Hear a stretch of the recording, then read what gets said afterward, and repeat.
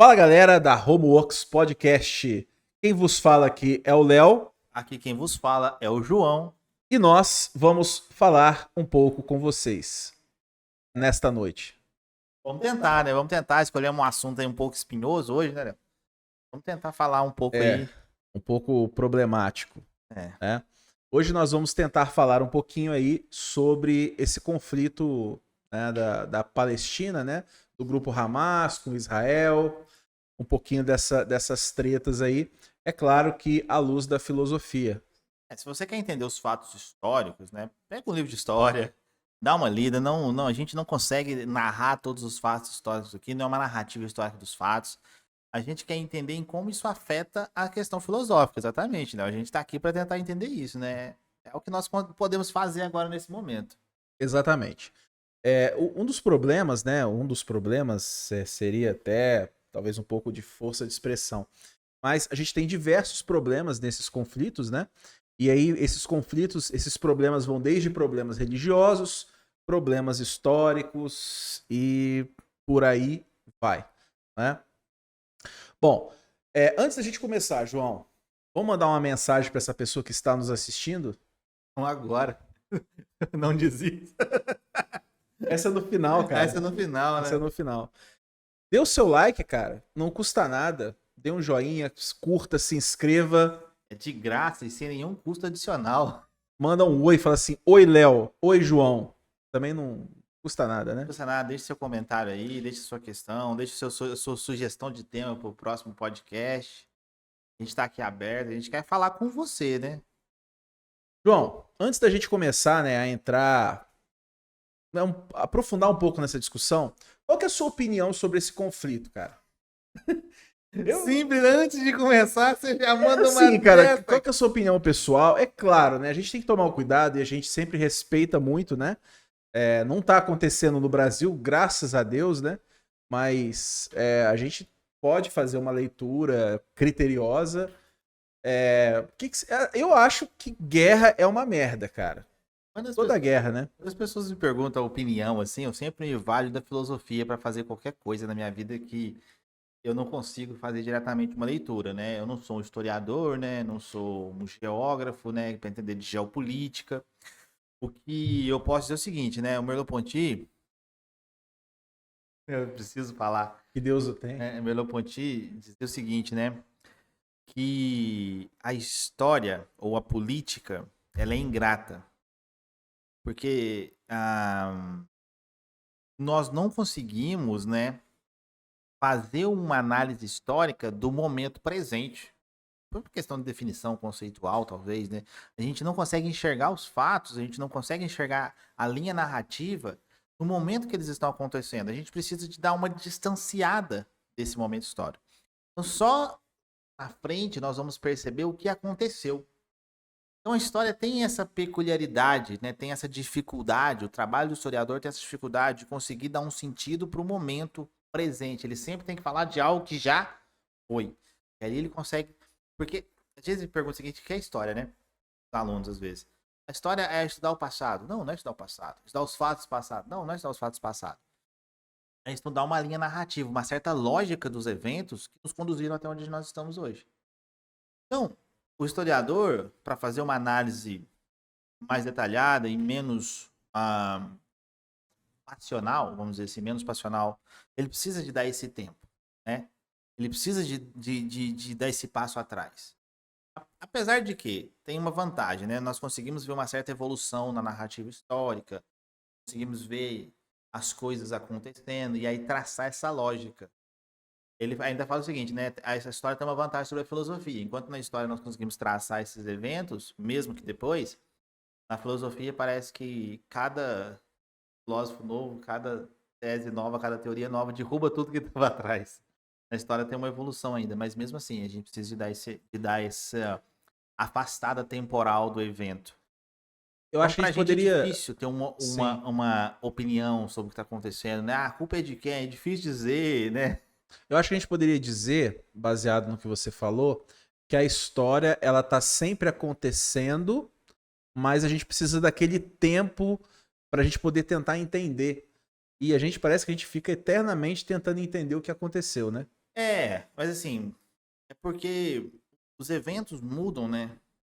Os eventos, não é que os eventos mudam, o sentido dos eventos mudam. Há uma certa guerra, um certo conflito conceitual, intelectual, para dar sentido aos eventos. Né? E aí, politicamente falando, você pode. Os eventos são os mesmos. Quase dar um exemplo aqui, rapidamente, À vontade. para as O pessoas podcast entenderem o é seguinte. praticamente seu. Porque existem fatos. E às vezes os fatos não mudam. Às vezes, né? Tem que deixar claro isso, né? Então é o seguinte: o sol nasce no leste e se põe no oeste. Sempre se nasceu no leste, se põe no oeste. Só que esse mesmo fato, há 600, 700 anos atrás, ele era sinal, ele era uma evidência para as pessoas entenderem que o sol girava em torno da Terra. Sim. Hoje, esse fato do sol nascer no leste e se pôr no oeste é sinal de que a Terra gira em torno de si mesma. Mas lembrando que tem terraplanista hoje em dia, João. Tem que Mas assim, respeitar os caras aí. vamos falar só de ciência, né? Ah, sim, verdade. Então, assim, o fato não mudou, o fato é o mesmo, mas a nossa interpretação desse fato mudou, Sim. né? Então, assim, e a gente tá falando de uma ciência da natureza, que tem uma certa exatidão maior, né, do que história, geografia, filosofia, Cara, sociologia, né? muito Thomas Kuhn isso, né? Mudou o paradigma, né? Sim. Mas assim, então o que que acontece? O fato é o mesmo, o fato não mudou, mas a nossa interpretação do fato muda. E o tempo todo parece que as pessoas estão nessa guerra, né, de renomear os fatos. Ah, foi ditadura ou foi regime militar? Ah, foi golpe ou não foi golpe, né? Foi golpe, não foi golpe. Então as pessoas estão o tempo todo nessa guerra narrativa. O evento teve, né, os militares assumiram o poder. Foi ditadura, não foi? A Dilma saiu, foi golpe, não foi? Então assim, o fato tá lá. A interpretação do fato. Então, o historiador, ele precisa, para dar lógica aos fatos, para dar sentido à lógica, ele precisa de tomar esse tempo, tomar essa distância dos fatos. Isso é uma postura, no mínimo, científica, né? Sim, sim. A ciência histórica precisa Ela pede isso, né? precisa Lógico que ser eu posso dar minha imparcial, opinião né? pessoal, mas vai ser só uma opinião e não vai passar disso. Pra gente fazer um trabalho sério, uma análise séria, a gente precisa dar essa distanciada. Sim. Bom, para situar vocês que estão nos assistindo aqui, se você está assistindo esse podcast na esperança que a gente diga se Israel ou se os árabes, o Hamas, ou quem seja, se um tá certo ou se um tá errado, infelizmente aconselho você a cancelar esse podcast aqui, porque a gente não vai falar sobre isso, né? Uhum. Porque uma coisa que é muito complicado, né, quando você tem uma guerra, quando você tem um conflito, é você falar quem tá certo, você falar quem tá errado. Uma coisa que eu sei, né, é que a guerra é ruim para todo mundo, né? Então, assim, o que eu fico pensando é nas pessoas. Porque na Palestina, por exemplo, você tem você tem judeus, né? Você tem os israelenses, você tem o pessoal da Cisjordânia, os árabes também. E essa galera, eles não querem guerra. A galera que mora ali, a grande maioria não quer a guerra, não é? Então, assim, eu acho que a guerra é ruim para as pessoas. Não sei o que você acha aí. Ou pelo menos não da forma como tá acontecendo, né? É difícil falar que as pessoas não querem guerra às vezes. Eu tenho sérias dúvidas de que as pessoas não Velho. querem resolver o problema na base da violência. A Às violência é um vezes, dispositivo parece que a gente usa com muita facilidade, né? mas eu acho que é mais cão que late do que morde. Acho que na hora do vamos ver mesmo, ninguém gosta de ver tiro É, voando e bomba caindo. vamos entender essa questão, Léo. Se você tem mais propriedade que eu para falar nesse assunto, né? Explica pra gente, né? O ponto de vista. Tem uma modificativa religiosa pra isso? Cara, então, esse ódio que existe em Israel e dessa galera dos árabes de um modo geral, né? Lembrando que os árabes, você tem vários povoados ali, né? Você vai ter ali o pessoal da Arábia Saudita, você vai ter muita gente ali, né? O pessoal da Cisjordânia, é um povo bem grande, né? E você tem um conflito, que esse conflito ele tem um conflito histórico, que é extremamente complexo, porque você tem essa região de Israel, essa região da Palestina também, que já foi dominada por vários reinos, então vai trocando e aí você tem uma perda, você tem um ganho de identidade e você tem uma concepção religiosa ali também, uma guerra religiosa muito grande. Por quê? De acordo, é claro, né? A gente tem que tomar cuidado para contextualizar, porque Bíblia, a gente tem a Bíblia e tem o Alcorão, né? Então, assim, eu acredito que os dois livros são livros sagrados, né? Eles até em um certo aspecto, eles são considerados historicamente, né? Em um certo aspecto, mas eles não são livros de história, eles são livros religiosos. É, é importante, porque a gente falou sobre a questão do Sócrates, você lembra disso, né? A gente tinha esse problema, né? Ah, Sócrates, a gente fala que Sócrates não existiu, tal, tal, tal. Mas são ideias que são propagadas e que influenciaram a história da humanidade. Mesma coisa a Sim, Bíblia, ou a existência de exato. Cristo ou não. Ah, tudo bem, Jesus não é o filho de Deus, ou Jesus é o filho de Deus. Na verdade, não importa isso do ponto de vista político. O que importa é que é um conjunto de ideias que se configuram na figura de Jesus e que influenciam a história do Ocidente. Sim, E isso, existindo ou não, o Ocidente se pautou por isso. certeza. Né? Eu lembro muito que você me fala, né? Que o Ocidente é Sócrates, Paulo de Tarso e É, Platão, Aristóteles e Paulo de Tarso. Platão, Aristóteles e Paulo de Tarso. Mas voltando, né? Então, o que acontece? Você tinha lá no Antigo Testamento, na Bíblia, o Abraão.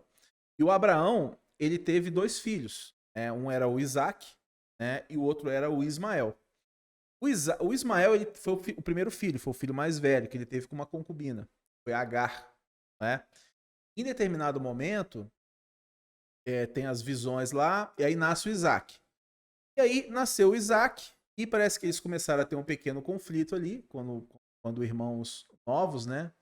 É, e assim, na Bíblia, a gente não entende os costumes antigamente, mas na Bíblia, o Abraão mandou a Agar para o deserto com o filho e uma botija de água. Assim, eu não consigo entender como que você resolve um conflito de duas crianças mandando alguém para o deserto. Isso fica uma crítica aqui também. Porém, né, são os costumes aí da época. Eu duvido muito que tenha acontecido exatamente isso, né? Isso parece uma história mitológica para explicar É, alguma coisa, né? é.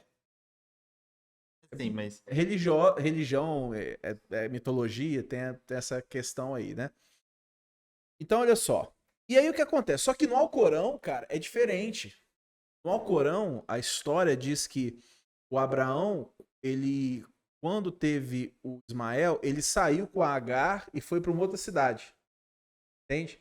E aí os árabes foram instituindo ali, né? E os judeus foram do outro lado. O que basicamente os livros religiosos falam é que a partir daquele momento eles começaram a viver esse conflito, tá? Então, assim, ambos declamam que eles são os herdeiros de Abraão e eles são os herdeiros daquela propriedade de terra, né? Jerusalém, ela é sagrada para os dois, né? Para os cristãos, né? E aí ainda tem esse porém, porque você tem a Jerusalém sendo sagrada para os judeus, Jerusalém sendo sagrada para o povo árabe, e ainda você tem o cristão no meio também. Também para eles é sagrado, né? De uma certa forma, né? Tem na Bíblia ali alguns versículos dizendo que as pessoas têm que orar por Israel, esse tipo de coisa. Então você tem um conflito, ele é carregado cultural, historicamente e religiosamente. Então as coisas parecem que vão se multiplicando para que esse conflito aconteça, para que esse ódio, muitas vezes uma rixa, né, aconteça. Eu acho que eu situei um pouco da questão religiosa, um pouquinho da história, mas bem de leve a história. E vou fazer duas ressalvas, né? Não sei se faz sentido isso, mas pra gente entender. Por que a gente chama todo mundo de judeu, né? Ah, não são 12 tribos de Israel? Sim, Judá é uma É, delas, Judá é né? uma das. Por que a gente chama todos de judeu Eu acho que é o hoje? abuso de linguagem, não é? Tem a questão da burra de linguagem, tem a questão que as outras tribos praticamente foram dizimadas, né, por Tem isso guerras, né? também. Então, assim, a maioria dos que sobraram eram da tribo de Judá. E aí, uma questão é essa. E aí, vamos lembrar o seguinte, que às vezes as pessoas, eu até pergunto isso na sala de aula, mas às vezes os alunos que se dizem cristãos não sabem disso. Por que Jerusalém é importante para os cristãos? Foi a cidade em que Cristo foi crucificado. Então ela se torna sagrada por isso, porque é onde Cristo é crucificado, ressuscita, tal, tal, tal, tal. E para os islâmicos, por exemplo, por que ela é sagrada? Porque foi onde Maomé recebeu as profecias do Alcorão. Exatamente. Né? E Jerusalém é sagrada para os judeus por quê? Porque é uma cidade que existe desde a época do reino primitivo lá de Judá. Então, assim, só pra gente deixar claro, por isso que por isso que eles consideram Exatamente. uma cidade sagrada, né? Terra Santa. Inclusive, o Santo Agostinho, lá na Cidade de Deus, ele fala o seguinte, né? Que ele chama o paraíso de Jerusalém Celeste. Né? Então, a Jerusalém terrena, essa cidade que vai acabar, que o tempo vai destruir, a cidade lá do paraíso, Jerusalém. Ele usa esse termo, né? Jerusalém, ele se apropria da cidade santa como Jerusalém.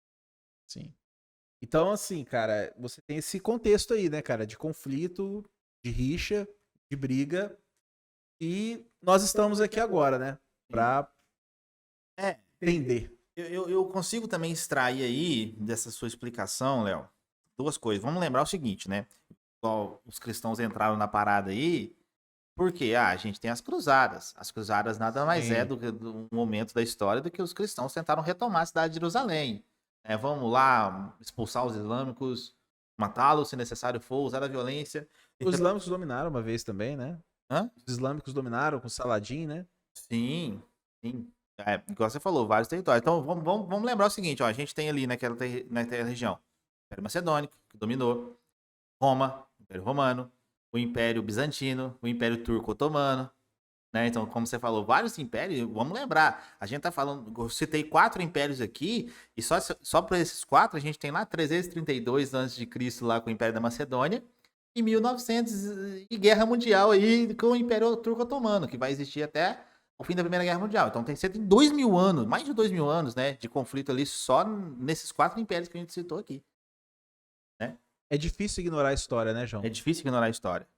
E aí, Léo, um problema que é o seguinte, né? Os árabes, igual você falou, tem vários povos, né? Considerados árabes.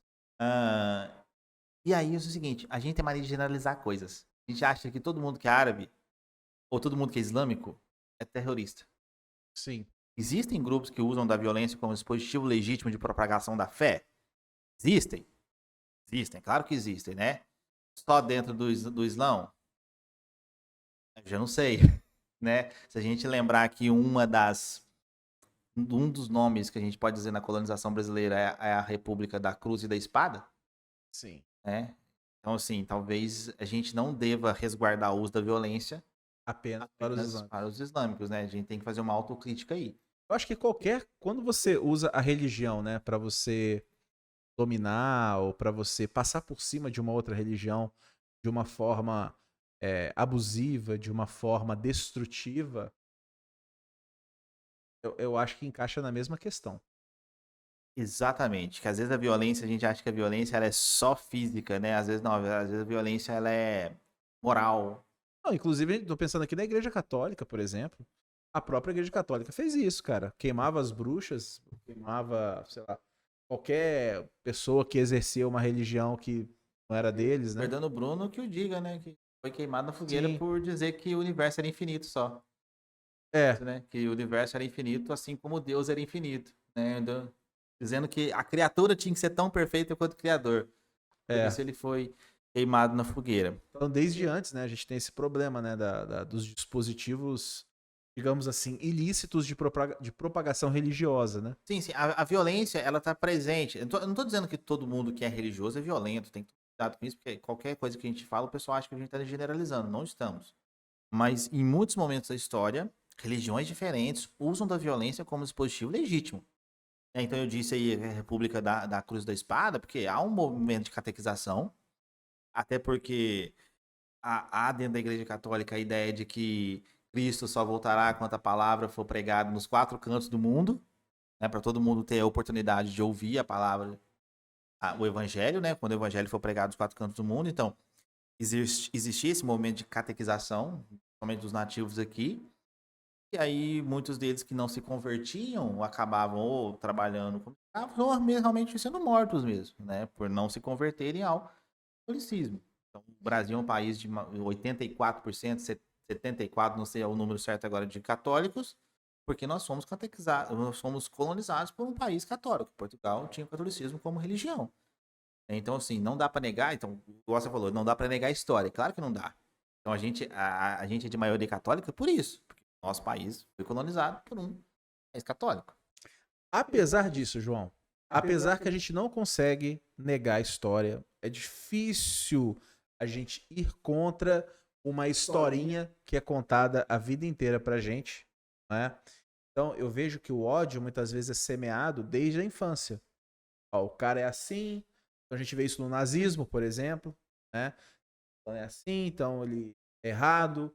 Então você tem uma história que ela vai sendo propagada na mente das pessoas desde a infância, às vezes até a vida adulta, né?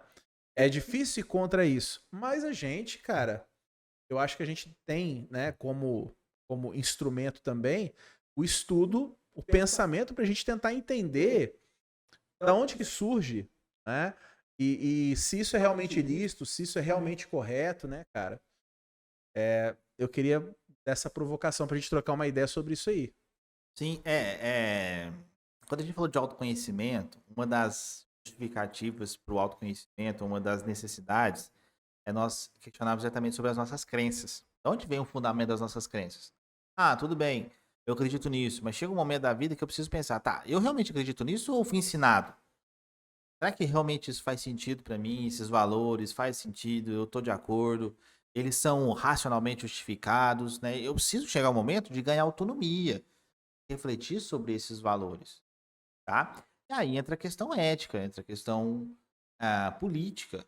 São questões que são importantes serem trabalhadas do ponto de vista racional. Por que é importante fazer isso? Exatamente para não cairmos em generalizações vazias das coisas, ou esvaziar o sentido das coisas. Vamos lembrar o seguinte, Léo. Vamos lembrar que o, a religião ela tem um papel importante na história da humanidade na medida em que ela segura uma pá de coisas. Em que sentido? Olha, impulsos violentos, né? A gente tem lá, por exemplo, um exemplo dos 10 mandamentos. Não matarás, não furtarás. São mandamentos que são importantes para a história da humanidade para a gente ter um certo convívio. Isso é importante, não dá para negar que, do ponto de vista histórico, a religião também cumpre o seu papel. Um papel ético, Um inclusive, né? papel ético, né? Eu acho que elas não sei ter muitas, mas é muito bom nisso. Sim, Uma talvez ética. o principal das religiões seja isso, esse papel ético, né? O Spinoza, por exemplo, ele vai dizer o seguinte, olha, até que ele foi excomungado por causa disso, né? Ele era judeu, inclusive, né? E aí ele dizia o seguinte, olha, a Bíblia, ela funciona, o livro de regras morais, mas ela não funciona como livro científico. Toda vez que nós tentamos Exato, usar a Bíblia como livro científico, nós incorremos em erro. Mas certeza. toda vez que nós usamos ela como regras morais, a gente deve fazer isso, porque ela tem regras morais de conduta de vida. Tá, então a gente usa a Bíblia assim. Agora, usar a Bíblia como ciência, Não tem né, como, é né? extrapolar demais o objetivo que ela mesmo se propõe. E como é que ele justifica isso? Olha que interessante. Não era exatamente o sentido da coisa, mas só para entender. Ele fala o seguinte: olha, a Bíblia tem uma passagem que dá a entender que Josué orou e o sol parou. Tá, e aí, como é que você equaciona essa questão, né, de Josué parar o Sol com o novo sistema solar, né, onde a Terra gira em torno do Sol, não o Sol gira em torno da Terra, né? É simples, o Spinoza diz o seguinte, olha, o povo daquela época não tinha entendimento científico para entender É geral. que a Terra girava. Então, Mas tem muita Deus, gente hoje em dia que não isso, entende isso, né? Deus não É. falaria algo que o povo não fosse capaz de entender. Como o conhecimento científico da época era limitado, Deus usou palavras para o povo fosse capaz de entender. Será que é tão difícil a gente concordar com uma ideia como essa, por exemplo, né, de que a Bíblia não serve como fundamento científico? Porque, mesmo que ela seja a palavra de Deus, ela vai se adequar ao conhecimento científico de cada época? Ah, ela serve como conduta moral. A gente continua tendo que seguir as regras morais de não matar, de não furtar, tal. Então isso continua valendo. Mas eu tenho que usá-la como ciência também, mesmo. Esse argumento do Spinoza me parece muito eficaz para resolver esse problema. Então, lá no. Quem quiser ler o Tratado Teológico Político do Spinoza, onde ele trata desse problema, né? E falando sobre isso, mais uma vez, essa questão de, bom, quem tá certo na guerra, ou certo etc, etc, pensando, eu tô pensando principalmente no bem-estar das pessoas, né? É, eu queria falar um pouquinho da Hannah Arendt, João. O que a Hannah Arendt vai falar, vai trazer pra gente? sobre essa questão da banalidade do mal. Ela fez um trabalho que é excelente sobre a questão do nazismo, né? Sobre essas concepções, né? Crimes A, de guerra, a Hannah etc. Arendt é uma escritora, assim, fenomenal, cara. Uma pensadora gigantesca, né? Assim, das melhores que eu conheço, né? E aí, vamos lembrar o seguinte, vamos contextualizar também, né? Sempre precisamos contextualizar. Hannah Arendt era judia, morava na Alemanha. Durante o nazismo, foi expulsa, fugiu para os Estados Unidos. Expulso para os Estados Unidos, tornou cidadão apátrida. E aí, ao final do nazismo, ela trabalhava como jornalista numa revista.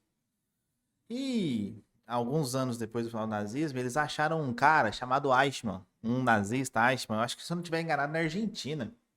Né? Ele fugiu para a Argentina no final do nazismo, e aí pegaram ele lá e já tinha acontecido a criação do Estado de Israel. E aí levaram o Eichmann para ser julgado em Israel. E a Ana Arendt foi mandada pela revista para cobrir o caso do Eichmann, né? E, inclusive tem um livro dela chamado Eichmann em Jerusalém, né? Onde ela relata esses acontecimentos. Primeira coisa, ela diz o seguinte, olha, o Eichmann é um bode expiatório. E não é um julgamento, é uma encenação. Por quê? O Eichmann estava numa caixa de vidro. E aí, para as pessoas não matarem ele antes do julgamento acontecer, e ela viu o seguinte, as pessoas não queriam justiça. As pessoas queriam vingança. Saca? É um problema muito grande isso, a separar o que é justiça e o que é vingança. Que a gente acha que vingar é justiça, fazer justiça com as próprias mãos. E aí, ela como judia, ela foi até criticada por isso, né? Tem um filme da Hannah Arendt que retrata cenas disso, né? Ela foi criticada por isso. E aí, um dos relatos dela, ela fala o seguinte, olha, o Eichmann, ele tentava argumentar em sua defesa, dizendo o seguinte, olha, eu não cometi crime nenhum. Qual que era a função do Eichmann? O Eichmann era um funcionário do Estado nazista. Ele assinava papéis que autorizavam a levar os judeus para os campos de concentração. E ele dizia o seguinte, eu não cometi crime nenhum e eu só assinava papéis. Do ponto de vista legal, ele estava falando a verdade. Que crime o Eichmann cometeu se era exatamente isso que a lei alemã dizia que tinha que fazer? Exato. Ele estava seguindo a lei. Ele dizia o seguinte, eu só assinava papéis e fazia o que me mandavam. E, claro, ele era um burocrata, ele assinava papéis, autorizava as pessoas a ir para os campos de concentração, serem enviadas para os campos de concentração. Então, do ponto de vista argumentativo, lógico, a argumentação dele faz sentido. Ele está dizendo a verdade. O problema é tão grande, Léo, tão grande, que depois do nazismo nós tivemos que criar uma nova categoria de crimes, são os crimes de guerra. Crimes de guerra. Porque não havia onde enquadrar, por exemplo, os nazistas. Não havia onde enquadrar na legislação da época. Onde você enquadra? Não tinha como enquadrar. Eles cumpriram a lei? Cumpriram. Cumpriram ordens? Cumpriram. Por isso que eu tenho um grande problema, às vezes, com pessoas que são extremamente burocratas ou burocráticas, que elas fazem exatamente aquilo que o papel manda fazer, sem pensar qual é o sentido daquilo que você está fazendo. E aí ela chega à seguinte conclusão: qual que é o crime do Eichmann? Não pensar. Mas não é pensar porque ele era incapaz de pensar, não pensar do ponto de vista ético. Não pensar do ponto de vista do certo e do errado. Faz sentido isso que eu estou fazendo? Qual é a justificativa moral ou ética para isso que eu estou fazendo? Tá certo? É justo? Tá bom, é legal. Mas é justo? Será que toda lei que nós seguimos é justa? Quando nós não pensamos sobre isso, quando nós vivemos uma vida no automático, não temos uma reflexão moral sobre o sentido da vida, sobre o sentido daquilo que a gente faz, sobre o certo e errado, só seguimos o que nos dizem que é certo e errado, só seguimos aquilo que a lei manda fazer, só seguimos aquilo que nos mandam fazer, tá, eu tô cumprindo minha função, sou um excelente burocrata, assinei todos os papéis possíveis, preenchi todas as planilhas. Cara pálida, qual é o sentido disso? Por quê? E aí ela extrapola que ela diz o seguinte, qualquer um de nós poderíamos estar no lugar do Eichmann, na medida em que nós abdicarmos da nossa capacidade de pensar. E eu acho que é isso que a gente quer trazer, né, para discussão hoje, né, João? Sim, só para encerrar, é exatamente essa a banalidade do mal. O mal se torna banal por isso. porque ele se torna burocrático. Eu não penso sobre isso, né? Exatamente. Executo cegamente. Executo cegamente aquilo que me mandam fazer. Isso é banalidade do mal. Ele se torna banal. É complicado também, né? Como é que você julga, né, um crime de guerra? Assim, né? Nós temos tribunais hoje Que são que são especializados. especializados nisso, né? Então, assim, a Segunda Guerra Mundial, eu sempre falo para os meus alunos o seguinte: você quer entender a história da humanidade? Estuda muito a Segunda Guerra Mundial. Ela é um desaguar de conflitos anteriores, mas ela abre uma nova perspectiva. Inclusive, tem um historiador chamado Eric Hobsbawm, que ele tem um livro chamado o Curto Século XX, uma coisa assim, não lembro, que ele fala que o século XX começa na Primeira Guerra Mundial e termina na Segunda Guerra Mundial. Né? Você tem ali um século inteiro acontecendo naquele pedaço de tempo, naquele pedaço de história, né? Tão importante que esses eventos foram para a história da humanidade, né? Então a gente tem ali o uso de tecnologia, o uso de armas de morte em massa na Primeira e Segunda Guerra Mundial, ataques com armas químicas, tudo aconteceu na Primeira e Segunda Guerra Mundial. Né? Então, assim, subverteu toda a ética de guerra. Né? Uma ética na guerra? Tudo bem, a gente pode até pensar sobre isso, né? Mas subverteu tudo aquilo que nós pensamos sobre conflitos, sobre combates, né? As armas que foram utilizadas, os tipos de combate que foram utilizados, as estratégias que foram utilizadas, subverteu toda a lógica. Trouxe problemas gigantescos para a gente resolver.